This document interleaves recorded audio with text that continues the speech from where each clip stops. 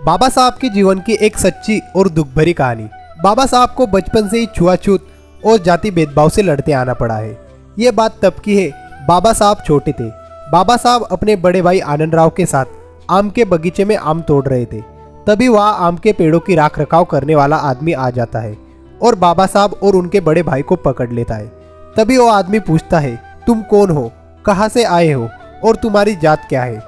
तब बाबा साहब के बड़े भाई आनंद राव बताते हैं, हम यही पास के गांव में रहते हैं और हम महार जाति के हैं। महार जाति के सुनते ही वो आदमी बहुत ही गुस्सा करने लगता है और उन्हें कहता है, तुम महार हो, तुम्हारे छूने से मेरे आम के पेड़ अशुद्ध हो गए। वो आदमी उन पे चिल्लाता है और उन्हें लकड़ी लेके मारने के लिए दौड़ता है।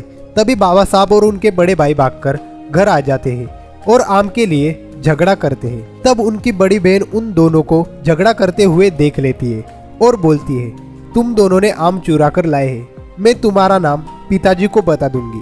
तभी उनके पिताजी पीछे से आकर सारी बात सुन लेते हैं और उन्हें माफी मांगने के लिए उस आदमी के घर ले जाते हैं जो आदमी आम के पेड़ों की राख रखाव करता है। बाबा साहब के पिताजी उस आदमी से माफी मांगते हैं और कहते हैं, मेरे बच्चों से गलती हुई है, मैं आपके आम आपको वापस लौटाने आया हूँ। तो आदमी कहता है, तुम्हें आम वापस लौटाने ही थे तो फिर इन बच्चों ने चोरी क्यों की, और वैसे भी तुम महार हो, तुम्हारे छूने से ये आम अशुद्ध हो गए, मैं इन्हें वापस नहीं ले सकता। बाबा साहब के पिताजी कहते हैं, मेरे बच्चों ने चोरी की होती तो ये आम हम वापस थोड़ी लौटाने आते।